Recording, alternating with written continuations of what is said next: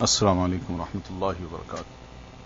الحمد للہ نحمده ونستعینه ونستغفره ونؤمن به ونتوکل علیہ ونعوذ باللہ من شرور انفسنا ومن سیئات اعمالنا من يهده الله فلا مضل له ومن يضلله فلا هادي له ونشهد ان لا اله الا الله وحده لا شريك له ونشهد ان محمدا عبده ورسوله وصلی اللہ تعالی علی خیر خلقہ محمد وآلہ واصحابہ اجمعین، اما بعد فإن خیر الحدیث کتاب اللہ وخیر الہدی ہدی محمد صلی اللہ علیہ وسلم وشر الامور محدثاتها فإن كل محدثة بدعة وكل بدعة ضلالة وكل ضلالة في النار۔ اعوذ باللہ من الشیطان الرجیم، بسم اللہ الرحمن الرحیم۔ لقد كان لكم في رسول الله اسوة حسنة، صدق اللہ العظیم۔ رسول اکرم صلی اللہ علیہ وسلم کی زندگی اور آپ کی زندگی کا ایک ایک عمل ہم سب مسلمانوں کے لیے ایک روشن مینار کی حیثیت رکھتا ہے۔ آپ صلی اللہ علیہ وسلم کی سیرت کا مطالعہ ہم سب مسلمانوں کے لیے روح کو زندہ کرنے کے مترادف ہے۔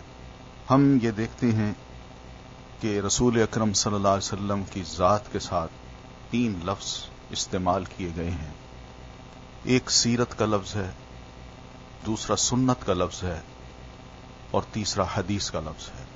ان تینوں کی پہچان کے بغیر اگر ہم سیرت کا مطالعہ کریں گے تو شاید ہم حدیث اور سنت یا سیرت میں فرق کو ملحوظ نہ رکھ سکیں۔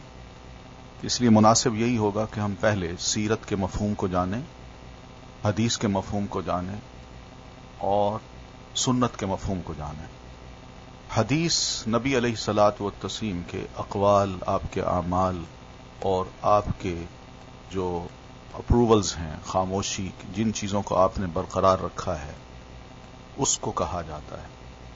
لیکن حدیث کے لیے ایک بات ذہن میں رکھیے کہ جب سے آپ نبی بنے ہیں، رسول بنے ہیں، اس وقت سے لے کر آپ کی وفات تک جو کچھ آپ سے صادر ہوا یا جو کچھ آپ کے بارے میں بیان کیا گیا اس کو حدیث کہتے ہیں۔ لیکن سنت، حدیث جب مینشن ہوتی ہے، حدیث جب ذکر کی جاتی ہے تو حدیث کو پڑھنے کے بعد اس سے جب کوئی مسئلہ معلوم ہوتا ہے تو اس کو ہم سنت کہہ دیتے ہیں۔ لیکن سیرت کا جو لفظ ہے، یہ لفظ نبی علیہ الصلاۃ والتسلیم کی پیدائش سے لے کر آپ کی آخری سانس تک آپ کی زندگی کے جو اہم واقعات ہیں یا زندگی کے جو اہم گوشے ہیں ان کو جب لکھا یا سنایا جاتا ہے تو اس کو سیرت کہتے ہیں۔ سیرت کا لفظ اچھے معنوں میں استعمال ہوتا ہے، یعنی جس کا کردار اچھا ہو، جس کی زندگی کی تاریخ بہترین ہو، اس کی سیرت لکھی جاتی ہے۔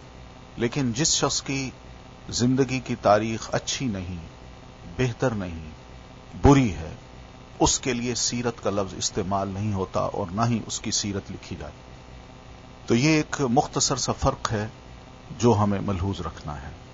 پھر اس میں ایک بات ذہن میں یہ بھی رکھیے کہ جس طرح احادیث میں ضعیف اور موضوع باتیں آ گئیں، ضعیف اور موضوع روایات آ گئی ہیں، بینی اسی طرح سیرت میں بھی بہت سی ضعیف اور موضوع روایات آ گئی ہیں، اور ان روایات کو کھنگالنا جہاں سیرت نگاروں کا کام ہوتا ہے، وہاں محدثین کرام بھی سیرت کی جو روایات ہیں ان کو بھی کھنگالتے ہیں۔ اس لیے کہ نبی علیہ الصلاۃ والتسلیم سے ریلیٹڈ یہ چیزیں ہوتی ہیں، آپ صلی اللہ علیہ وسلم کی طرف منسوب کسی بات کا تحفظ کرنا یہ محدثین کا کام ہوتا ہے۔ اس لیے ان کو محافظ حدیث بھی کہتے ہیں کہ اللہ کے رسول صلی اللہ علیہ وسلم کی طرف کوئی غلط بات منسوب نہ ہو۔ اس لیے کوشش یہ کی جاتی ہے سیرت نگاری میں بھی کہ نبی علیہ الصلاۃ والتسلیم کی وہ باتیں جو پرووڈ ہیں، جو صحیح ثابت ہیں، ان کا ہی ذکر کیا جائے۔ اس کا فائدہ یہ ہوتا ہے کہ موضوع اور ضعیف روایات کے ذریعے سے جو نبی علیہ الصلاۃ والتسلیم کے بارے میں مبالغہ آرائی کی جاتی ہے، ایگزیگریشن کی جاتی ہے، ان سب کا صفایا ہو جاتا ہے، اور نبی علیہ الصلاۃ والتسلیم کو ہم نبوت سے پہلے کی زندگی میں جب دیکھتے ہیں تو پھر یہی محسوس کرتے ہیں کہ اللہ کے رسول صلی اللہ علیہ وسلم ایک عام انسان کی طرح پیدا ہوئے. نبی علیہ الصلوۃ والتسلیم نے اپنے ماحول میں پرورش پائی اور پھر اللہ کے رسول صلی اللہ علیہ وسلم نے اسی ماحول سے جو گندے اثرات تھے ان کو اپنے مزاج میں رچ بس نہیں کیا، بلکہ اچھی سے اچھی بات کو جو عین فطری بات ہوتی تھی اللہ کے رسول صلی اللہ علیہ وسلم نے اس کو پسند کیا، اور اسی طرح آپ پروان چڑھے، جوان ہوئے، باعفت زندگی گزاری، اور پھر 40 سال کی عمر میں آپ صلی اللہ علیہ وسلم نے اپنے ماحول میں ایسا رنگ پیدا کر دیا تھا یا اپنے بارے میں افراد کو اس طرح قائل کر لیا تھا کہ آپ صادق بھی ہیں اور آپ امین بھی ہیں. تو یہ فائدہ ہوتا ہے سیرت کو کھنگال کے پڑھنے کا. مگر حقیقت یہ ہے کہ ہمارے ہاں بہت سی کتابیں ایسی لکھی گئی ہیں جو سیرت سے متعلق ہیں، مگر ان میں بہت سی مبالغہ آرائی، بہت سی ایسی باتیں ہیں جو نبی علیہ الصلوۃ والتسلیم کی طرف منسوب کر دی گئی ہیں اور جن کو پڑھ کے یا سن کے حیا آتی ہے. بلکہ کوئی شخص بھی اپنے بارے میں یا اپنے بچے کے بارے میں اس طرح کی باتیں سننا کیا کرنا بھی پسند نہیں کرتا. جس طرح کی باتیں ہم نے مبالغہ آرائی میں آ کے نبی علیہ الصلوۃ والتسلیم کے بارے میں عام کی ہیں، اور اس کو سیرت کا ایک بڑا پہلو سمجھا جاتا ہے. اس لیے صاف ستھری سیرت، اس کا مطالعہ کرنا، نبی علیہ الصلوۃ والتسلیم کی شخصیت کو گویا کہ نکھار کے پیش کرنا ہے. اور یہ پھر ایسی شخصیت بن کے آتی ہے کہ غیروں کو موقع نہیں ملتا کہ آپ کی طرف انگلی اٹھائیں یا آپ پر اعتراض جڑیں یا آپ صلی اللہ علیہ وسلم کے بارے میں کچھ باتیں ایسی سنیں اور کہیں کہ یہ نامعقول باتیں. اس لیے سیرت کی کتابوں کا چناؤ بھی، ان کا انتخاب بھی ایک بڑا اہم مرحلہ ہوتا ہے. الحمدللہ ہمارے اس دور میں بہت ہی اچھی کتابیں تحقیق کے ساتھ لکھی گئی ہیں.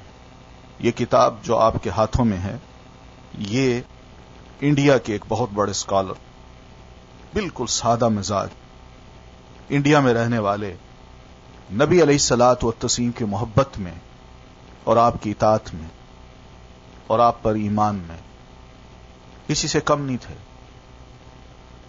مگر انہوں نے اپنے گھر میں بیٹھ کے جب یہ کتاب لکھی تو انہیں اندازہ نہیں تھا کہ یہ کتاب، یہ اس سے پہلے ایک کتاب جو لکھی جس کا نام الرحیق المختوم ہے، انہیں اندازہ نہیں تھا کہ میں یہ کتاب تو لکھ رہا ہوں، لیکن اللہ تعالیٰ نے نیک نیتی کی بنیاد پہ کیا میری اس کتاب کو میری زندگی میں ہی اتنی شہرت دے دینی ہے، اس کو فیصل ایوارڈ ملنا ہے. دنیا بھر کے بڑے بڑے محقق علماء نے اس کتاب کے بارے میں یہ فیصلہ صادر کرنا ہے کہ یہی کتاب ہی اس مقابلے میں ٹاپ پہ آتی ہے، جو تحقیق کے اعتبار سے، صحت کے اعتبار سے بڑی بہترین کتاب ہے. تو 2 سال قبل یا 1 سال قبل اس کتاب کے جو آتھر ہیں، مصنف ہیں، مولانا صفی الرحمان مبارک پوری، فوت ہو گئے. تو آج ہم ان کو گو اپنے درمیان اس دنیا میں نہیں پاتے، مگر یہ چھوڑی ہوئی کتاب انشاءاللہ امید ہے کہ ان کی نجات کا باعث بنے گی. اس لیے کہ یہ عمل ان کا جو ہے یہ واقعتاً اس بات کی شہادت ہے کہ دنیا بھر میں جب یہ بات پھیلی ہے، اس کتاب کو پھیلایا گیا ہے یا لوگوں نے اس کو ہاتھوں ہاتھ لیا ہے، تو یہ اس بات کی شہادت ہے کہ اللہ تعالیٰ نے اس کو قبولیت کا درجہ بخشا ہے. تو اس کتاب کا انشاءاللہ ہم مطالعہ کریں گے. کچھ اس میں مشکل لفظ بھی آئیں گے، میں کوشش کرتا جاؤں گا کہ ان کی میں وضاحت کرتا جاؤں، اور اس کے ساتھ ساتھ جو کمنٹس ہیں عبارتوں پر وہ بھی میں انشاءاللہ دیتا جاؤں گا. سب سے پہلے آئیے کتاب کے نام کی طرف، تجلیات نبوت. تجلی کا لفظ آپ جانتے ہیں کس کو کہتے ہیں؟ یہ نور کی روشنی کو کہتے ہیں، اور یہ روشنی ایسی روشنی ہوتی ہے کہ اس کا مقابل کوئی روشنی اور نہیں ہوتی.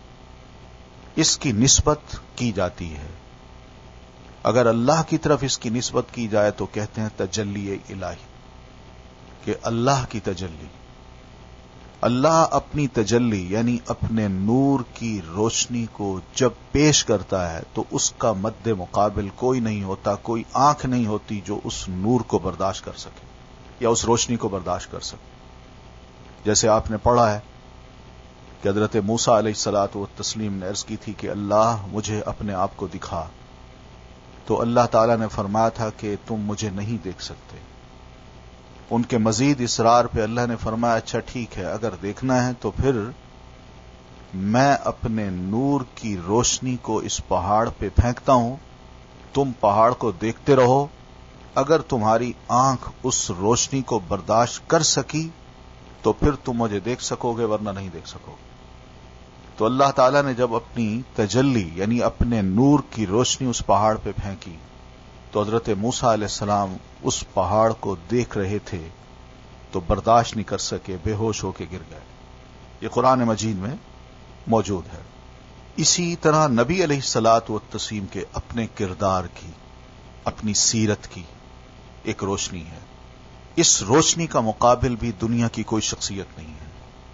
آپ اللہ کے رسول ہیں، اللہ کے نبی ہیں، تو نبی علیہ الصلاۃ والتسلیم کی سیرت کا مقابل دنیا میں کوئی شخص نہیں۔ اس کا سب سے بڑا دعویٰ تو اللہ تعالیٰ نے کیا ہے کہ اللہ تعالیٰ نے کہا ہے کہ لقد کان لکم فی رسول اللہ اسوۃ حسنہ۔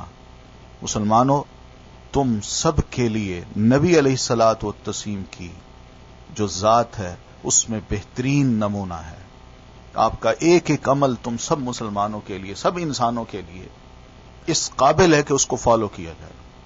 اس لیے نبی علیہ الصلاۃ والتسلیم کو اللہ تعالیٰ نے معیار قرار دیا، بلکہ دنیا والوں کو یہ بھی کہا کہ من یطع الرسول فقد اطاع اللہ، جو رسول کی اطاعت کر لے گا اس نے گویا اللہ کی اطاعت کر لی۔ یعنی جو رسول کی اطاعت کرے گا وہ اب یہ مت پوچھے کہ اللہ تعالیٰ نے کیا فرمایا، کیونکہ رسول اب اللہ کے کہے کے مطابق کر رہا ہے، یہ گارنٹی ہے۔ تو اس لیے نبی علیہ الصلاۃ والتسلیم کی سیرت کا سب سے بڑا دعویٰ اللہ تعالیٰ نے کیا ہے کہ آپ کا مد مقابل کوئی نہیں۔ اس لیے ہم یہ دیکھتے ہیں کہ ہم مسلمانوں کو مجبور کیا گیا ہے، اللہ تعالیٰ کی طرف سے زور دے کے کہا گیا ہے کہ تم نے رسول کو فالو کرنا ہے، کسی اور کو نہیں کرنا۔ تو نبی علیہ الصلاۃ والتسلیم کے کردار کی جو روشنی ہے اس کا مد مقابل کوئی نہیں۔ اس کو آپ یوں لے لیجئے کہ آپ صلی اللہ علیہ وسلم کی زندگی کا کوئی پہلو ہو، کوئی پہلو، اس پہلو کو اگر ہم لے لیں تو اس کے مقابلے میں دنیا کے بھی کوئی شخص جس کے اندر وہ خوبیاں ہوں تب بھی وہ نبی علیہ السلام کا مد مقابل نہیں ہو سکتا۔ آپ ایک بہترین بیٹے تھے۔ بیٹا ہونا کیا ہوتا ہے، باپ کی کس طرح قدر کی جاتی ہے، بزرگوں کی کس طرح قدر کی جاتی ہے، رشتہ داروں کے ساتھ کس طرح نبھاؤ کیا جاتا ہے، ایک شوہر کی حیثیت سے آپ صلی اللہ علیہ وسلم کس طرح رہتے تھے۔ یعنی اس طرح کی جو خوبیاں ایک ایک حیثیت سے اگر لے لیں تو دنیا میں کوئی بھی شخص اگر یہ دعویٰ کرے کہ میں اس معاملے میں بہتر ہوں تو وہ بھی دعویٰ اس کا غلط ہو سکتا ہے، صحیح نہیں ہو سکتا، وہ نبی علیہ السلام کا مد مقابل نہیں ہو سکتا۔ تو اس اعتبار سے ہم یہ کہہ سکتے ہیں کہ نبی علیہ الصلاۃ والتسلیم کی سیرت کی روشنی جو ہے اس کا مد مقابل کوئی نہیں۔ تو اس کا معنی ہے تجلی اور اس کی جمع ہے تجلیات۔ پھر لفظ ہے نبوت کا، نبی ہونا اس کو کہتے ہیں نبوت۔ آپ صلی اللہ علیہ وسلم رسول بھی تھے اور نبی بھی تھے۔ رسول اس کو کہتے ہیں جو شریعت لے آتا ہے، اور نبی اس کو کہتے ہیں جو شریعت کو فالو کرتا ہے، جو شریعت کو ریفارم کرتا ہے، بھولے ہوئے سبق کو یاد دلاتا ہے۔ تو ہر رسول نبی ہوتا ہے مگر ہر نبی رسول نہیں ہوتا۔ اسی لیے آپ چھوٹی سی یہ بات بھی ذہن میں رکھیے کہ جب نبی علیہ الصلاۃ والتسلیم نے یہ فرمایا کہ انا خاتم النبیین لا نبی بعدی، کہ میں نبیوں کا خاتم ہوں، میرے بعد کوئی اور نبی نہیں ہے، تو آپ اس میں ایک نقطے کو ذہن میں رکھیے کہ رسول ہونا تو بڑی بات ہے، میرے بعد کوئی نبی بھی نہیں آئے، یہ مطلب ہے اس کا۔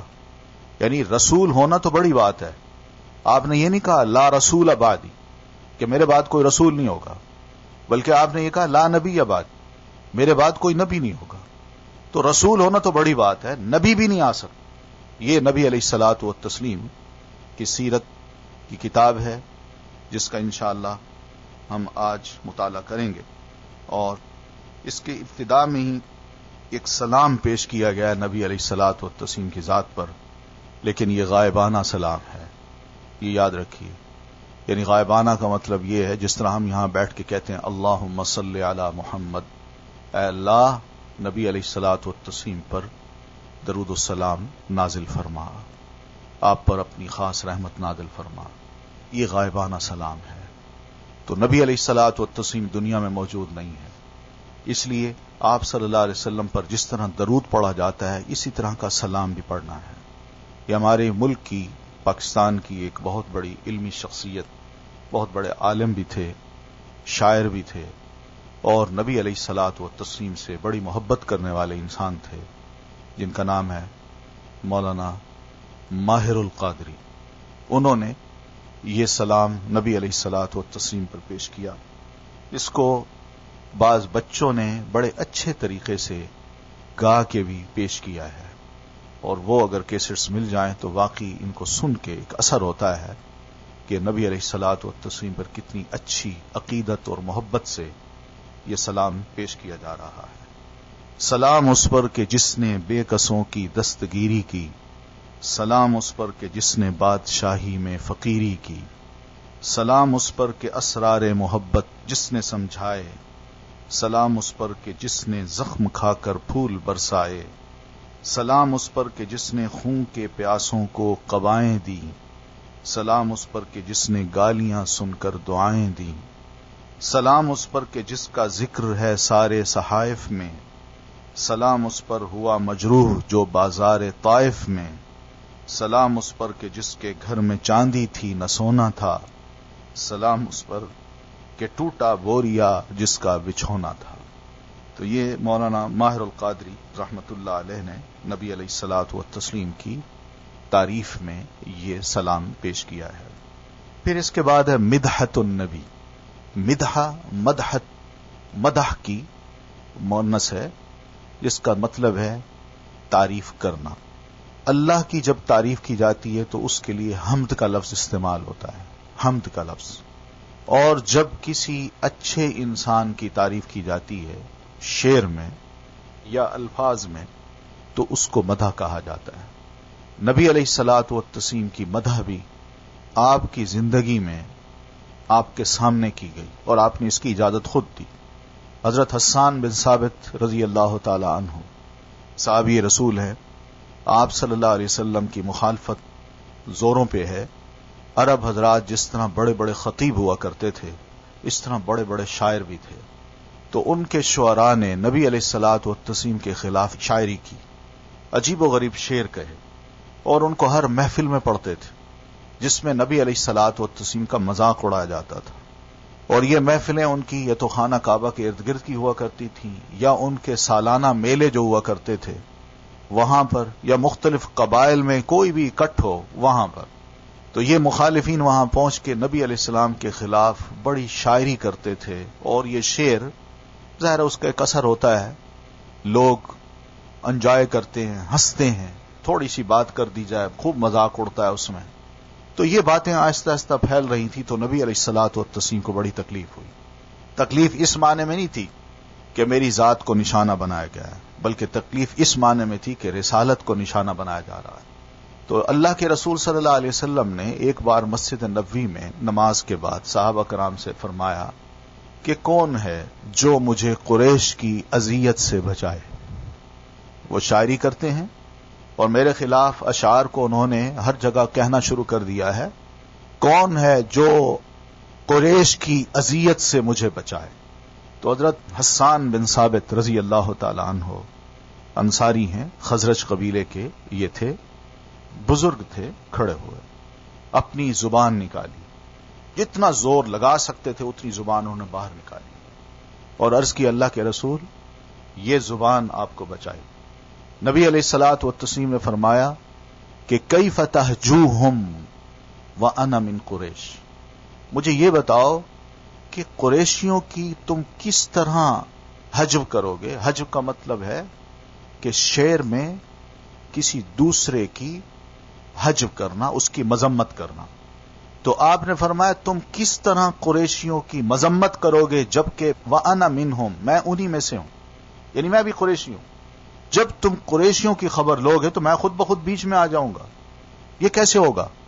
تو حسان بن ثابت رضی اللہ تعالی عنہ فرماتے ہیں اللہ کے رسول اسلُّکَ کما تسل الشعر من العجین، میں آپ صلی اللہ علیہ وسلم کو ان قریشیوں سے اس طرح نکال لوں گا جیسے گندھے ہوئے آٹے سے بال کو نکال لیا جائے۔ جب انہوں نے یہ لفظ فرمائے تو نبی علیہ الصلوۃ والتسلیم نے فرمایا حسان اٹھو ادھر آؤ، تو آپ نے ان کو اپنے ممبر پہ بٹھایا، اور جب ممبر پہ بٹھایا تو اس موقع پہ آپ نے فرمایا حسان تم کہو، شعر کہو، اور ساتھ ہی دعا کی اللہم ایدہ بروح القدس، اللہ حسان کی مدد جبریل امین کے ذریعے سے فرما۔ یعنی یہ شاعری تو کر رہے ہیں، کوئی لفظ ایسا نہ کہہ دیں کہ جس سے میری ذات بیچ میں آ جائے۔ تو حسان نے اس موقع پر نبی علیہ السلام کے سامنے، آپ بھی تشریف فرمائے، صحابہ بھی تشریف فرمائے، ایک قصیدہ پڑھا، اور اس قصیدے میں جہاں قریشیوں کو انہوں نے جواب دیا، ان کی شاعری کا جواب انہوں نے قریشیوں کو دیا، تو اسی میں نبی علیہ الصلوۃ والتسلیم کی تعریف بھی کی۔ اس تعریف کے یہ 2 شعر ہیں جو اس کتاب میں آپ کو ملتے ہیں۔ کہتے ہیں وَأَحْسَنُ مِنْكَ لَمْ تَرَ قَطُّ عَيْنِي، یہ بڑی خوبصورت کیلیگرافی ہے جس میں یہ لکھے گئے ہیں۔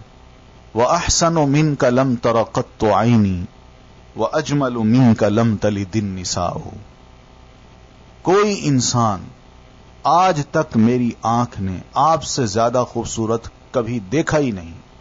وَأَجْمَلُ مِنْكَ لَمْ تَلِدِ النِّسَاءُ، اور آپ سے بڑھ کر کسی خوبصورت انسان کو آج تک کسی عورت نے جنا ہی نہیں۔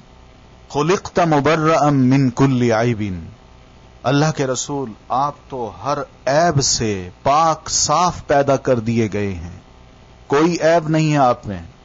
كَأَنَّكَ قَدْ خُلِقْتَ كَمَا تَشَاءُ، لگتا ایسے ہے کہ جس طرح آپ چاہتے تھے، یعنی اللہ آپ سے پوچھتا گیا محمد بتاؤ آنکھیں کیسی بناؤں، ہاتھ کیسے بناؤں، چہرہ کیسے بناؤں، اللہ آپ سے پوچھتا گیا، اور آپ جس طرح کہتے گئے اللہ آپ کو ویسے ہی بناتا گیا۔ كَأَنَّكَ قَدْ خُلِقْتَ كَمَا تَشَاءُ، تو یہ بھی نبی علیہ الصلوۃ والتسلیم کی ایک تعریف ہے جو انہوں نے آپ صلی اللہ علیہ وسلم کے سامنے ہی کی، اور آپ صلی اللہ علیہ وسلم نے اس کو سراہا۔ یعنی اگر یہ خدا نخواستہ حد سے بڑی تعریف ہوتی تو آپ صلی اللہ علیہ وسلم اس کو روک دیتے، لیکن آپ نے اس کو سراہا ہے۔ پھر اس کے بعد ایک اور شاعر ہیں ضمیر جعفری، یہ بھی سب کانٹیننٹ کے بہت بڑے شاعر ہیں۔ تو انہوں نے نبی علیہ الصلوۃ والتسلیم کے بارے میں یہ اشعار لکھے ہیں مدح میں۔ فرماتے ہیں حضور آئے تو چمکی فکر انسانی کی تنویریں، تنویر کا مطلب روشنی، حضور آئے تو ٹوٹی جبر و محکومی کی زنجیریں، جمے ذہنوں کا رنگ اترا بجھے چہروں پہ نور آیا، حضور آئے تو انسانوں کو جینے کا شعور آیا، بشر کی پیشوائی کے لیے شمس و قمر آئے، حضور آئے تو امکانات ہستی بھی نظر آئے، یتیموں اور فقیروں کو پناہیں مل گئیں آخر، حضور آئے تو ذروں کو نگاہیں مل گئی آخر، اخوت اور مساوات و محبت کا نظام آیا، حضور آئے تو ایک توقیر ہستی کا مقام آیا۔ تو اس میں بہرحال نبی علیہ الصلوۃ والتسلیم کی تعریف اور مدح ہے۔ آپ صلی اللہ علیہ وسلم کا حلیہ مبارک کیسا تھا؟ امام ابن حزم رحمت اللہ علیہ اندلس کے قرطبہ کے ایک بہت بڑے عالم گزرے ہیں، فقیہ ہیں، محدث ہیں، اور نبی علیہ الصلوۃ والتسلیم کی اطاعت اور محبت کو لازمی قرار دینے والے، اور اس معاملے میں معمولی سی بھی نرمی نہ دکھانے والے یہ انسان ابن حزم رحمت اللہ علیہ، جنہوں نے بڑی اچھی کتابیں لکھی، جس میں ایک کتاب کا نام ہے المحلہ لابن حزم۔ تو یہ لکھتے ہیں کہ رسول اکرم صلی اللہ علیہ وسلم نہ بہت لمبے تھے نہ پستہ قد تھے، یعنی چھوٹا قد، پستہ قد، چھوٹا قد، بلکہ آپ کا قد مبارک درمیانہ تھا، رنگ کے اعتبار سے آپ نہ بالکل سفید تھے نہ گندم گوں، یعنی گندمی رنگ جو ہوتا ہے، بلکہ رنگ سفیدی کے ساتھ سرخی لیے ہوئے تھا۔ چہرہ مبارک 14ویں رات کے چاند کی طرح روشن اور چمکدار، سر کے بال نہ بالکل سیدھے نہ بالکل پیچدار، بلکہ ہلکی سی پیچیدگی کے ساتھ گھنگریالے تھے۔ اعضاء کے جوڑوں کی ہڈیاں موٹی اور پرگوشت تھیں، پلکیں سیاہ سرمگیں، آنکھوں کی سفیدی میں باریک سرخ ڈورے، دندان مبارک خوبصورت چمکدار، دہن منہ جو ہے، دہن منہ کو کہتے، منہ اعتدال کے ساتھ فراخ یعنی کھلا، یعنی تنگ نہ تھا، ناک خوبصورت، رفتار تیز تھی، جب چلتے تھے تو معلوم ہوتا تھا کہ آپ ڈھلوان زمین پر اتر رہے ہیں، یعنی اکڑ نہیں تھی۔ جب آپ توجہ فرماتے تو پورے بدن کے ساتھ فرماتے، یعنی کوئی بات کر رہا ہوتا تو یوں سر یوں نہیں پھیرتے، بلکہ پورے اپنی باڈی کو اس طرف کر لیتے تھے، یعنی صرف گردن پھیر کر متوجہ نہیں ہوتے تھے۔ نگاہ اکثر نیچی رہتی تھی، ہتھیلیاں پرگوشت اور ملائم تھیں، ایڑی میں گوشت کم تھا، ریش مبارک گھنی اور بال سیاہ تھے، ریش یعنی داڑھی۔ آپ کے پاؤں کے تلوے قدرے گہرے تھے، سر کے بال زیادہ لمبے ہوتے تو کان کی لو تک یا شانے تک پہنچ جاتے تھے، ورنہ نصف کان کی لو یا شانے تک رہتے تھے۔ آپ کے سر اور داڑھی کے بال 20 سے زیادہ سفید نہ تھے، یعنی گنتی کے بال سفید تھے جب آپ اس دنیا سے رخصت ہوئے ہیں۔ تو ان کی ایک کتاب ہے جوامع السیرہ، اس میں نبی علیہ الصلوۃ والتسلیم کے حلیہ مبارک کے بارے میں یہ باتیں لکھی ہیں۔ پھر اسی طرح زاد المعاد نام کی کتاب ہے امام ابن القیم رحمۃ اللہ علیہ کی، وہ نبی علیہ الصلوۃ والتسلیم کے ہجرت کے سفر کو، جب آپ مکہ سے مدینہ تشریف لے جا رہے تھے تو راستے میں ہی نبی علیہ الصلوۃ والتسلیم کسی ایک جھونپڑی میں تشریف لے گئے، ابو بکر صدیق بھی ساتھ تھے، تو چند لمحے وہاں بیٹھے ہیں اور وہاں سے آپ پھر آگے روانہ ہو گئے۔ تو چند لمحے کے اثرات جو تھے اس گھر کی، اس جھونپڑی کی جو بوڑھی خاتون تھی، انہوں نے کیا محسوس کیے اپنے خاوند کو جو کہیں گئے ہوئے تھے، جب وہ واپس آئے تو انہوں نے پوچھا کوئی بندہ آیا تھا؟ تو اس موقع پر وہ نبی علیہ الصلوۃ والتسلیم کی یہ چند لمحے کی جو آپ کا سٹے تھا، اس پہ اس نے جو کچھ نوٹ کیا وہ بیان کرتی ہیں۔ ام معبد اس خاتون کا نام ہے۔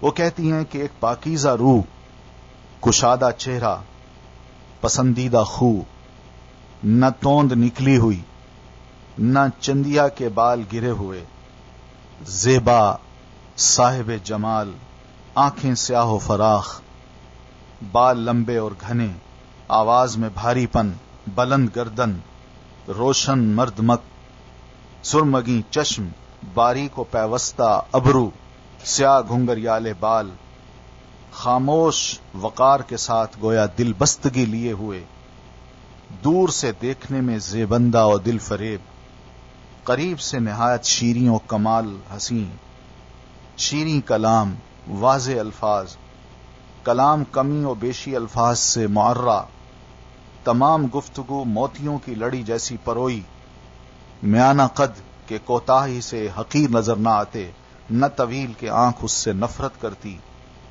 زیبندہ نہال کی تازہ شاخ، زیبندہ منظر والا قد، رفیق ایسے کہ ہر وقت اس کے گرد و پیش رہتے ہیں، جب وہ کچھ کہتا ہے تو چپ چاپ سنتے ہیں، حکم دیتا ہے تو تعمیل کے لیے جھپٹتے ہیں، مخدوم ہے، مطاع ہے، نہ کوتا سخن، نہ ترش روح، نہ فضول گفتگو۔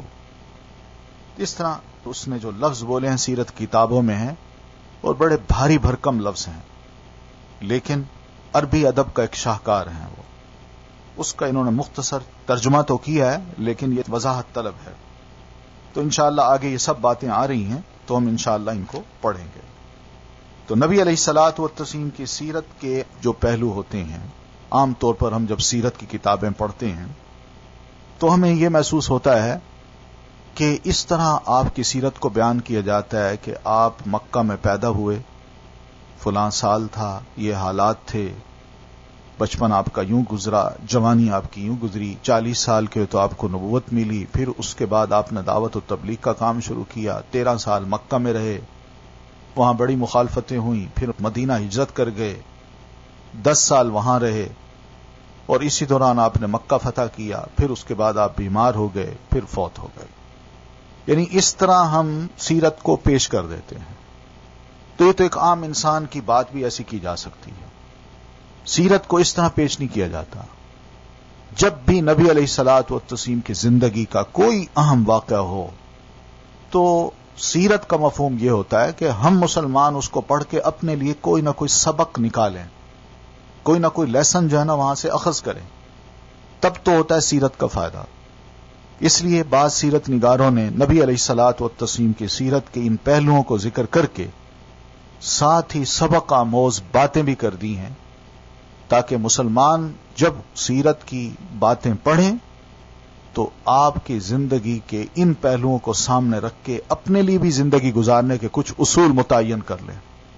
اس سے فائدہ یہ ہوتا ہے کہ آدمی بھی اپنے آپ کو اسی طرح ڈھالتا چلا جاتا ہے جس طرح نبی علیہ الصلوۃ والتسلیم کی ذات مبارک تھی، اور آپ کی زندگی میں جو محاسن تھے، خوبیاں تھیں، مسلمان اس کو بڑی محبت کے ساتھ لیتا ہے، اس کو اپنی زندگی کا جزو بناتا ہے، اوڑھنا بچھونا بناتا ہے، اور اس طرح اس کی زندگی سیرت کے قریب تر ہو جاتی ہے۔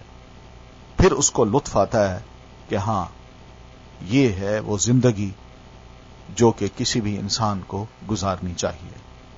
تو ہم دیکھیں گے، یہ واقعات بھی پڑھیں گے ساتھ ساتھ، اور نبی علیہ الصلوۃ والتسلیم کی جو سیرت ہے اس کے ساتھ ساتھ مطالعہ بھی کرتے جائیں گے۔ تو صفحہ نمبر 35 سے ہم شروع کرتے ہیں۔ محمد صلی اللہ علیہ وسلم، خاندان نشو و نما کا مطلب یہ کہ آپ کی تربیت اور آپ جس ماحول میں پلے بڑھے، اور نبوت سے پہلے کے حالات۔ نسب نامہ مبارک، یعنی آپ کا جو فیملی ٹری ہے وہ کہاں تک جاتا ہے، وہ یہ ہے۔ لیکن اس میں نبی علیہ الصلوۃ والتسلیم کا ایک دعویٰ ہے، یہ نسب جو ہے جو آپ کا پیش کیا جاتا ہے کہ میرا نسب ایسا ہے کہ جس میں کوئی خرابی نہیں آئی، یعنی میری ہر اوپر کی ماں ہو یا باپ ہو، ان کا آپس میں نکاح ہوا ہے، بغیر نکاح کے کوئی بھی میرے نسب میں شامل نہیں ہے۔ یہ آپ کا ایک دعویٰ ہے، تو اس لیے آپ کا نسب نامہ مبارک جو ہے وہ پیش کیا جاتا ہے۔ محمد آپ کا نام تھا، عبداللہ کے بیٹے تھے، محمد ابن عبداللہ ابن عبد المطلب ابن ہاشم ابن عبد مناف ابن قصی ابن کلاب بن مرہ ابن کعب ابن لؤی ابن غالب ابن فہر ابن مالک ابن نضر ابن کنانہ ابن خزیمہ ابن مدرکہ ابن الیاس ابن مضر ابن نزار ابن معد ابن عدنان۔ تو یہ عدنان آپ کے یعنی اینڈ تک جاتے ہیں، پھر وہاں سے حضرت اسماعیل علیہ الصلوۃ والتسلیم تک جو شجرہ نسب جاتا ہے وہ الگ ہے۔ یہ یہاں تک اس لیے لکھا ہے کہ یہاں تک تو تمام علماء کرام کا اتفاق ہے، سیرت نگاروں کا، کہ نبی علیہ الصلوۃ والتسلیم کا نسب نامہ آپ سے لے کر عدنان تک، یہ تو ہم اتفاق کرتے ہیں۔ پھر عدنان کے آگے نام جو آتے ہیں ان میں کوئی کہتا ہے یہ عدنان اس کے بیٹے ہیں، کوئی کہتا ہے اس کے بیٹے، لیکن پھر اسماعیل علیہ السلام تک جاتے ہیں۔ تو آپ سے لے کر اسماعیل علیہ السلام تک تقریباً 60 افراد ہیں، 60 نسلیں ہیں۔ اسماعیل علیہ السلام کی 60ویں نسل جو ہے وہ نبی علیہ الصلوۃ والتسلیم کی ذات ہے۔ عدنان بالاتفاق حضرت اسماعیل کی نسل سے ہیں، لیکن دونوں کے درمیان کتنی پشتیں ہیں اور ان کے نام کیا کیا ہیں، اس بارے میں بڑا اختلاف ہے۔ آپ صلی اللہ علیہ وسلم کی والدہ کا نام آمنہ تھا، اور ان کے والد وہب بن عبد مناف بن زہرہ بن کلاب تھے، یعنی آمنہ کے والد کا نام وہب تھا۔ یہ وہی کلاب ہیں جو نسب نامے میں اگر دیکھیں والد کی طرف سے بھی آپ کے نسب نامے میں آتے ہیں، کلاب بن مرہ۔ کہا جاتا ہے کہ ان کا اصل نام عروہ یا حکیم تھا، یعنی کلاب کا اصل نام عروہ تھا یا حکیم تھا، لیکن وہ کتوں کے ذریعے سے بکثرت شکار کھیلا کرتے تھے، اس لیے کلاب کے نام سے مشہور ہو گئے۔ عربی میں کلاب کتوں کو کہتے ہیں، یعنی کلب کی جمع ہے کلاب۔ قبیلہ یہ بھی عربوں کے ہاں ایک بات تھی، جیسے ہمارے سب کانٹیننٹ میں بھی یہ برادری سسٹم جو ہے، کوئی مرزا ہے، کوئی گیلانی ہے، کوئی کیا ہے، یہ سب نام ہوتے ہیں۔ تو اس طرح کے قبائل ہوتے ہیں، قبائل۔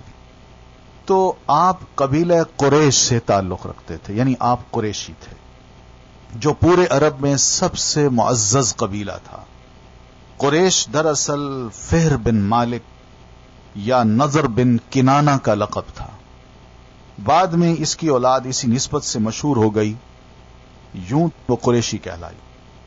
یوں تو اس قبیلے کو ہر دور میں سیادت حاصل رہی، یعنی حجاز میں یا مکہ میں قریشی جو تھے یہی بڑے تھے، انہی کے پاس قیادت تھی۔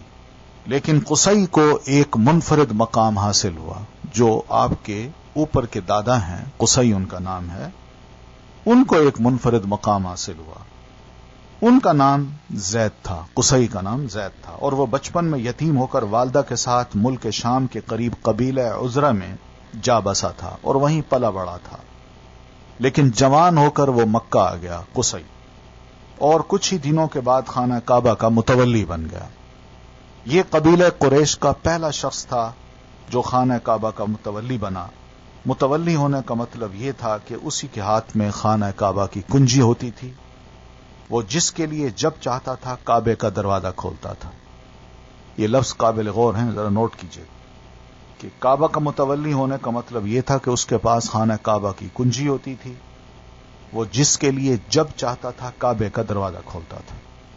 اور یہ سلسلہ ابھی تک ہے، یعنی حکومت کے کہنے پہ خانہ کعبہ کا دروازہ نہیں کھلتا، بلکہ وہی خانہ کعبہ کے متولی جو جن کے پاس کنجیاں ہیں، وہ جب آتے ہیں جب چاہتے ہیں دروازہ کھول دیتے ہیں، اور جب کھلتا ہے تو اس کے بعد جن کو موقع ملتا ہے وہ خانہ کعبہ کے اندر جا کے 2 نفل نماز پڑھ لیتے ہیں اور اندر کے منظر کو بھی دیکھتے ہیں۔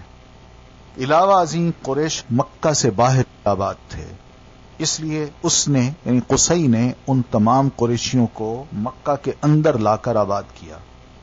اسی نے حاجیوں کے لیے میزبانی کا طریقہ بھی ایجاد کیا۔ وہ حج کے دنوں میں بڑے پیمانے پر کھانا تیار کراتا اور چمڑے کے بڑے بڑے برتنوں میں کھجور، شہد یا کشمش سے میٹھا شربت بنواتا اور حاجیوں کو پیش کرتا تھا۔ اس نے کعبہ کے شمال میں دار الندوہ نام کی ایک اسمبلی بنائی، ایک گھر بھی بنایا تھا جو قریش کی اجتماعی سرگرمیوں کا مرکز تھا۔ یہی ان کی پارلیمنٹ بھی تھی، اور اسی میں وہ شادی وغیرہ کی رسمیں بھی انجام دیا کرتے تھے۔ قریش کا جھنڈا اور کمان بھی قصی ہی کے ہاتھ میں تھے، چنانچہ لڑائی کا جھنڈا اس کے سوا کوئی نہیں باندھ سکتا تھا۔ وہ بڑا عقل مند اور کریم انسان تھا۔ قریش اس کی بات بے چون و چرا قبول کیا کرتے تھے، یعنی کوئی بھی نہیں کرتا تھا اور کوئی وائی نہیں کہتا تھا، بلکہ مان لیتے تھے، ہر شخص اس کی بات کو مانتا تھا۔ تو دوسرا، علماء نے اس کی اس باتوں کو لکھنے کے بعد یہ بات بھی لکھی ہے کہ گویا کہ مکہ میں قریشیوں کا جو اقتدار تھا اس کا یہ ہیڈ تھا، اس کا یہ بانی تھا، قصی اس کا نام تھا، جو بعد میں ہم پڑھتے ہیں کہ اس کا اصل نام زید تھا، مگر قصی کے نام سے وہ زیادہ مشہور ہو گیا۔ تو یہیں تک اکتفا کرتے ہیں، انشاءاللہ پھر آئندہ مزید اس کتاب کو پڑھ جائیں گے۔ لیکن آج چونکہ ذرا تعارف بھی مقصود تھا کہ سیرت کیا ہے، لوگوں نے کیا کیا لکھا ہے، یا ہمیں کس پہلو سے سیرت کا مطالعہ کرنا ہے، تو یہ چند ایک ابتدائی باتیں تھیں جو وضاحت طلب تھیں۔ آئندہ انشاءاللہ ہم اس کتاب کو پڑھیں گے۔ السلام علیکم ورحمۃ اللہ وبرکاتہ۔